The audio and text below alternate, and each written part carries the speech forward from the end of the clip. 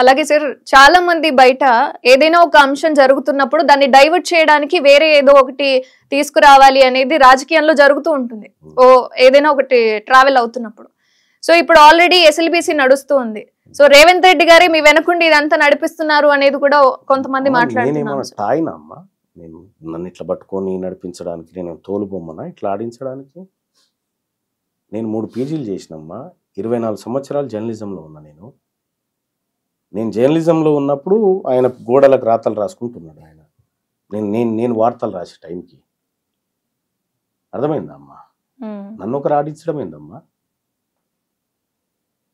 నన్ను ఎవరైనా ఆడిస్తే అది బీసీలు మాత్రమే. బీసీల గురించి మాట్లాడితే వీళ్ళు నన్ను ఆడియాలి. తీన్మార్మల నన్ను ఆడించేంత శక్తి వీళ్ళ దగ్గర ఉందా?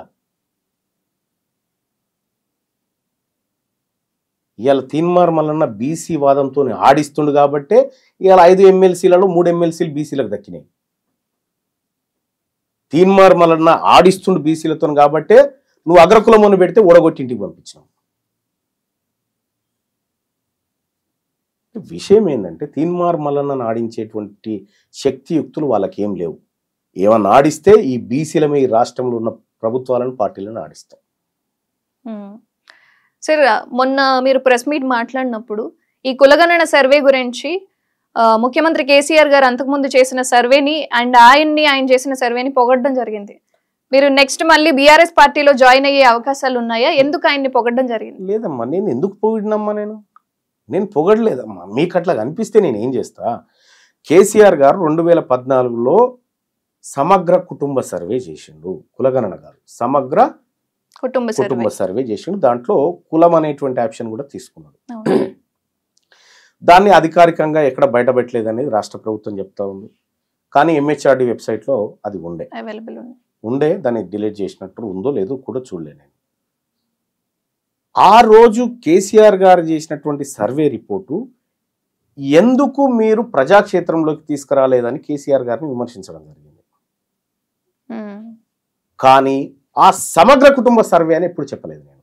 ఆ సర్వే తప్పు అని ఎప్పుడు చెప్పలేదు. కేసీఆర్ గారు చేసుకొచ్చినటువంటి ఆ సర్వే తప్పు అని ఎప్పుడు చెప్పలేదు. ఇవాళ రాష్ట్ర ప్రభుత్వం చేసినటువంటి సర్వే మేము గ్రౌండ్ లెవెల్లోకి మా టీమును పంపి ఎంక్వైరీ చేస్తే ఇక్కడ చిలకలగూడ దగ్గర ఒక పద్మావతి కాంప్లెక్స్ అని ఉందమ్మా. అందులో దాదాపుగా ఒక 200 కుటుంబాలు ఉంటాయి. వాళ్ళ ఇళ్ళకి పోయినోడు లేడు వాడు సర్వేకి. నువ్వు తప్పుల తడక సర్వే చేసి కేసీఆర్ చేసినటువంటి సర్వేలో దాదాపు 2,77,000 మంది ఎమ్యునరేటర్లు ఒకే రోజు కేసీఆర్ సర్వే చేసినటువంటి రోజుల్లో అందరూ ఇంటికాడే ఉండాలని ప్రభుత్వం ప్రచారం చేసి ప్రభుత్వం ఆ సర్వేలో పాల్గొని మంత్రులు, అధికారులు, ఎమ్మెల్యేలు అంతా ఒకేసారి ఆ సర్వే మీద పడి ఆ సమగ్ర లెక్కలు తీశారు. నిజంగా సర్వేను సక్సెస్ చేయాలనేటువంటి కోరిక ముఖ్యమంత్రి రేవంత్ రెడ్డి గారికి ఉంటే నువ్వేం చేయాలి? ఫస్ట్ నువ్వు రాష్ట్రానికి ప్రథమ పౌరుడు కదా. ఫస్ట్ రోజు నువ్వు చేసుకోవాలి. మంత్రులకు చెప్పాలి మీరు అందరు ఇళ్ల కాడు ఉండాలనాలి. ఎమ్మెల్యేలకు, పార్టీ క్యాడర్కి చెప్పాలి మీరందరూ ఈ సర్వేలో పాల్గొనేటట్టు అందరినీ ప్రోత్సహించండి అని చెప్పాలి. ఇవేం చెప్పకుండా గాలి కొదిలేసి ఆఖరికి సర్వే అయిపోయే టైంకు నువ్వు ఇంటికి పిలిపించుకొని చేస్తే నేను ఆదర్శంగా తీసుకొని మొదటి రోజే చేస్తే అందరు చేసుకుందరు కదా. నీకు ఇంట్రెస్ట్ లేదు. నీకు ఇంట్రెస్ట్ లేక ఈ పని చేయలే. అందుకోసమే నీ సర్వే కంటే గతంలో సర్వే గొప్పగా కనిపిస్తుంది అనేటువంటి మాట చెప్పాను. అంటే చాలా మంది ఈ కులగణన సర్వేలో కూడా 3.1% మంది పాల్గొనలేదు అంటున్నారు. ఈ విభాగానికి వాళ్ళు కూడా వచ్చి ఉండొచ్చేమో. అంటే అది కలిపినా కూడా ఇప్పుడు తెలంగాణ రాష్ట్ర ప్రభుత్వం ఏం చెప్తుంది తల్లి? 3,54,00,000 మందిని మేము సర్వే చేసామని చెప్తా ఉంది. అందులో ఇంకొక 3 లక్షల పైచిలకు అంటే 1,12,00,000 కుటుంబాలను చేసినాం. ఇంకొక 3 లక్షల కుటుంబాలను చేయాల్సి ఉంది అనేటువంటి మాట చెప్పినారు.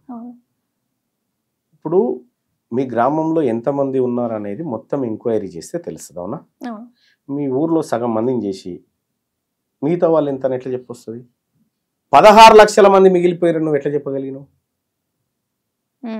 నువ్వు సర్వేనే చేయలే కదా వాళ్ళని, ఎట్లా చెప్పగలిగినావు? నీకు నువ్వు చేసే దొంగ సర్వే అని మీ మాటల్లో తేలిందాడ. అంటే రేవంత్ రెడ్డి గారు చేసినటువంటి సర్వే ఇది ఈడబ్ల్యూఎస్ కోటాను రక్షించడం కోసం ఈ కులగణన సర్వేని అడ్డం పెట్టుకుని ఆడిన డ్రామా, అంతే తప్పగాని జనాన్ని ఉద్ధరించే సబ్జెక్ట్ కాదు. సో ఇప్పుడు మీరు మళ్ళీ కాంగ్రెస్ పార్టీకి సంబంధించి రాజీనామా చేసే అవకాశాలు ఉన్నాయా, రిటర్న్ మళ్ళీ వెళ్ళే అవకాశం ఏదైనా ఉందా? ఇప్పుడు పిల్లగాడికి పెళ్లి చేసినామమ్మా. పిల్ల నేను ఇతనితో ఉన్నానని వెళ్ళిపోయింది. పిల్లగాడు ఏం చేస్తున్నామా, దానికి బాధ్యత ఏమో ఇస్తున్నామా? నీకు మేము నచ్చకపోతే, నీకు మా ఉద్యోగం నచ్చకపోతే నువ్వు సస్పెండ్ చేసి, ఇప్పుడు పిల్ల వెళ్ళిపోతూ ఈయన సూసైడ్ చేసుకోవాలని చెప్తుంది అన్నట్టు.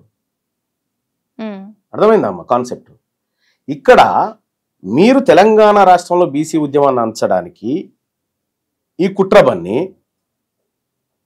కాంగ్రెస్ పార్టీ నుంచి డిమాండ్ ఏం రాలేదే మళ్ళా నా రాజీనామా చేయాలని. ఆ డిమాండ్ వస్తే నేను చెప్తాను నెక్స్ట్ స్టెప్ ఏందనేది. అలాగే మీరు జనసేన పార్టీ కావచ్చు, లేదా టీడీపీ పార్టీ కావచ్చు, ఈవెన్ బీఆర్ఎస్ పార్టీ కూడా సో పార్టీలోకి వెళ్ళే అవకాశాలు ఉన్నాయి తీన్మార్ మల్లన్న, లేదా స్వతహాగా సొంత పార్టీని క్రియేట్ చేసే అవకాశాలు ఉన్నాయి అంటున్నారు. ఇందులో ఏది నిజం? అది అన్నోళ్ళకి తెలియాలమ్మా, అది మనకు తెలియదు. ఎందుకంటే ఇప్పుడు సోషల్ మీడియా చాలా యాక్టివ్గా ఉన్నటువంటి, ఇక్కడ తీన్మార్ మల్లన్న తెలుగుదేశం పార్టీ అధ్యక్షుడు అవుతున్నాడని, తీన్మార్ మల్లన్న జనసేన పార్టీ అధ్యక్షుడు అవుతున్నాడని, తీన్మార్ మల్లన్న సొంత పార్టీ పెడుతున్నాడని, ఇట్లా రకరకాల ఊహాగానాలు వాళ్ళు తీసుకొచ్చినారు. ఊహాగానాలకు సమాధానం ఎందుకు చెప్తామమ్మా? నేను చేయాలనుకుంటుంది తెలంగాణ రాష్ట్రంలో బీసీలను మరింత చైతన్యవంతం చేసి బీసీలను రాజ్యాధికారం వైపు తీసుకుపోవడానికి నేను చేస్తున్నటువంటి ప్రయత్నం. సో కాబట్టి దీనికి సంబంధం లేదమ్మా.